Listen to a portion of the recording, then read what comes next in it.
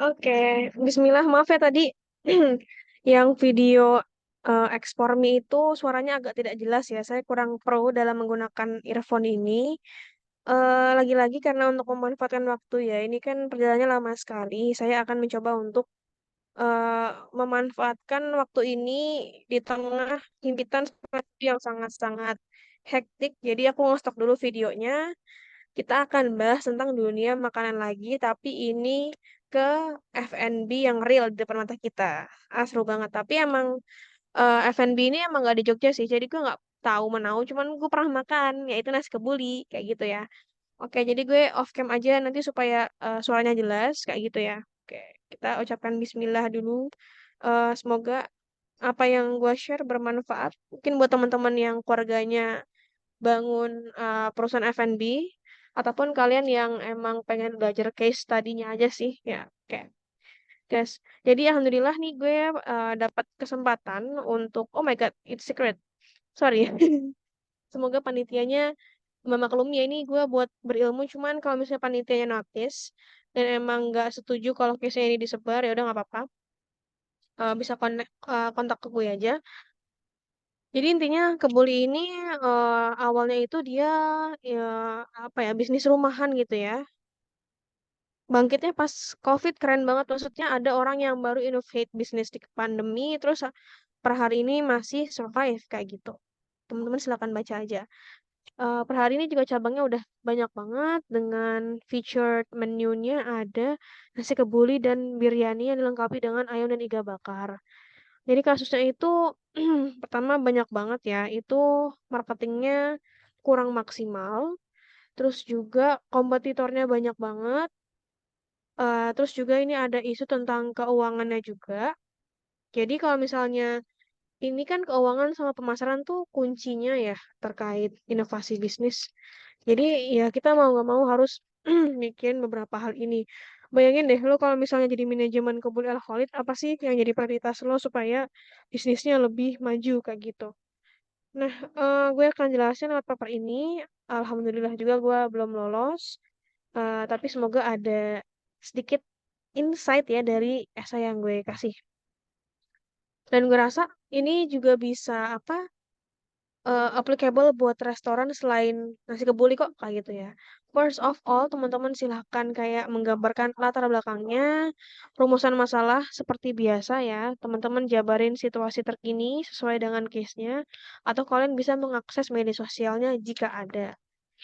Kemarin sih gue di Instagramnya, nanti kita kritisi bareng-bareng ya, apa sih yang salah dari Instagramnya. Ini gue coba buka dulu deh eh, media sosialnya Kebuli Al Khalid. Wait ya guys, ini aku takut sesuatu benar. Nah, ini ya Kak, terkait media sosialnya, sebenarnya bagus banget, bagus banget. Cuman nggak rapi. Jadi dia tuh upload terakhir tuh 2 April, tapi apa ya, media sosialnya ini bukan menjadi tempat untuk komunikasi yang baik lah gitu. Teman-teman silakan kritisi sendiri, gue takut over nyinyir ya. Nah, ini juga ada websitenya. Nah, menurut gue sih lucu sih, maksudnya ini kan kayak gini bayar ya, bukan website yang gratis ya. Allah Akbar, sorry, sorry. Gue kaget, sorry, soalnya websitenya ada suaranya guys. Gitu, terus juga ada WhatsApp-nya, bisa teman-teman kritisi dengan iseng misalnya ngejapri, Mbak mau order. Nah, teman-teman ngeliat tuh, seberapa lama sih si adminnya tuh ngerespon. Pokoknya kalau dia responnya udah nggak baik, ya udah skip gitu ya. Kita bisa ngasih inovasi kalau misalnya WA-nya better pakai chatbot sih Mbak, Mas, gitu. Misalnya kayak gitu ya. Nah, itu belum masuk solusi. Itu salah satu contoh gue dalam meng-solve business case adalah dengan menjulitkan dulu, melihat aib-aibnya, baru nanti gue benerin kayak gitu. Nah, terus ini ada questionsnya juga, tinggal dirapihin aja. Media sosial kan kurang rapi, gimana caranya? Sistem pembukuannya gimana cara biar lebih oke? Terus juga strateginya supaya dia makin memperluas cabang di tengah runyamnya perusahaannya dia kayak gitu. Tujuannya seperti ini gue juga buat marketing mix for P, jadi kayak gue ngejabarin apa sih yang mereka punya dari produk-produknya, ini bisa dilihat dari dari GoFood ataupun Shopee Food, harganya juga, terus juga place, jualannya apakah full online ataukah dia tokonya itu ada kedai offline, jadi bukan take away kayak gitu ya.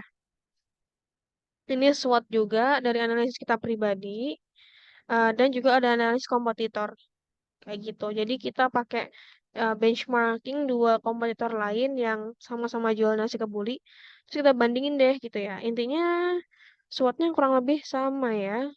Misalnya ada yang restoran yang nggak fisik, terus juga daftar menu yang kurang beragam. Tapi lagi-lagi kan kalau penilaian bisnis itu kan sebenarnya ada kalkulasinya ya, tapi itu lebih ke financial. Nah, kita kan nggak bahas financial, tapi kita lihat apa yang tampak kayak gitu. Nah, ini analisis konsumennya, teman-teman silakan jabarkan kira-kira tuh yang beli nasi kebuli itu kayak gimana sih usianya, terus juga yang beli itu apakah teman-teman dari ekonomi menengah ke bawah atau menengah ke atas, sampai ciri psikologisnya, apakah mereka itu orangnya kepoan atau setia, kayak gitu. Buat perilaku juga. Nah, terus ini juga buat positioning, kira-kira eh nasi kebuli ini dari pandangan masyarakat tuh gimana sih? Apa bedanya sama nasi kebuli lain kayak gitu? Nah ini buat positioning gue juga perlu belajar lagi karena positioning itu kalau gue abis ditegur ya sama juri yang pernah nilai gue, Azra dan tim itu harus membuat unique selling points. Itu cuma satu hal doang. Apa sih yang lo mau featuring gitu ya? Misalkan nasi kebuli ini secara general ya, gue bisa bilang kalau halal kan kayak pasti udah halal lah ya. Misalnya organik ya, atau pakai atau inovasi pakai nasi yang dia itu lemaknya nggak begitu banyak ya, misalnya kayak gitu. Atau diet diet free atau vegan vegan friendly kan gitu kan itu kan jadi feature kan. Satu hal unik aja yang terkait dengan produk lo tuh harus ada, jangan banyak-banyak. Nah, ini buat solusinya, kita ada pecahan ya dua. Pertama itu experience, gue cuman fokus gimana caranya kita ngasih pengalaman unik yang membuat target pasar selalu teringat dengan bisnis. Pertama, kita kayak inisiasi ke Bully Maker Junior. Ini gue benchmarking dari Pizza Hut karena pasarnya anak-anak TK itu kan lucu ya. Maksudnya anak-anak yang masih kecil itu kan lucu ya. Pasti dia akan membuat orang tuanya tertarik pun dengan anaknya. Jadi kita kasih experience supaya mereka bisa buat nasi kebuli aja gitu. Lucu sih menurut gue nanti nasi kebulinya mereka bawa pulang deh. Pasti kalau menggait KBTK se-Bandung tuh kayaknya udah kaya banget sih. Kalau gue mungkin anggapnya sebagai cuman konsultan seperti ini ya. Ya kan gue nggak tahu realnya gitu ya. Jadi program marketing edukatif itu emang menurut gue benefitnya banyak sih kayak gitu. Terus juga teman-teman nanti kalau mau papernya kasih tahu aja ya. Gue nggak terlalu banyak ngedetailin ke semua penjelasannya. Ada juga open food testing. Jadi kan gue pasti pernah yang ngurusin, bukan ngurusin sih kayak ngelihat persiapan nikahan kakak gue. Jadi kalau emang lo mau nikah, itu lo mau hire catering, itu teman-teman harus coba food testing. Jadi kalian ngecek nasinya apakah keras, ataukah rasanya itu pas kalian nyicip tuh sesuai dengan lidah dan lain-lain. Jadi gue bisa nyaranin sih kalau Kebuli ini bisa ngasih tester kemanapun. Jadi dia memberikan akses ke semua orang untuk ayo coba nasi kebuli gue, nggak cuman orang-orang yang berpunya kasarannya kayak gitu. Nah, nanti collab sama IO, terus juga ada kedai sarapan kebuli murah selama KKN, gue juga ngeliat itu setiap pagi nasi kuning, nasi kebuli, nasi goreng itu harganya 10 ribuan, 8 ribuan tuh langsung habis.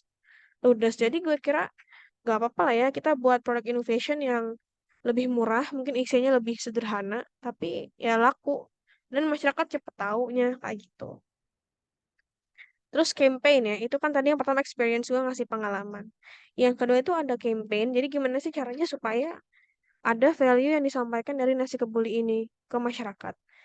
Nah, pertama untuk food and beverage sendiri, gue kadang di Instagram suka notice orang yang dia habis minum kopi, terus dia ngefoto entah namanya ini biasanya di gelasnya Starbucks ataupun quotes yang ada di produk yang mereka dapatkan. Jadi gue sama tim yang mau buat kebuli Golden Way sih. Ya, kayak misalnya gue juga benchmarking ke Jogger ya atau Krishna ya. Pokoknya brand oleh-oleh yang dia tuh quotesnya lucu-lucu sih. Kita mungkin teman-teman tahu. Terus juga ada collectible kebuli box. Intinya kita buat wadah nasi kebuli alkoholit ini yang lucu. Dan nanti orang-orang mungkin kalau mau pesan itu bisa pakai wadahnya sendiri untuk mengurangi sampah.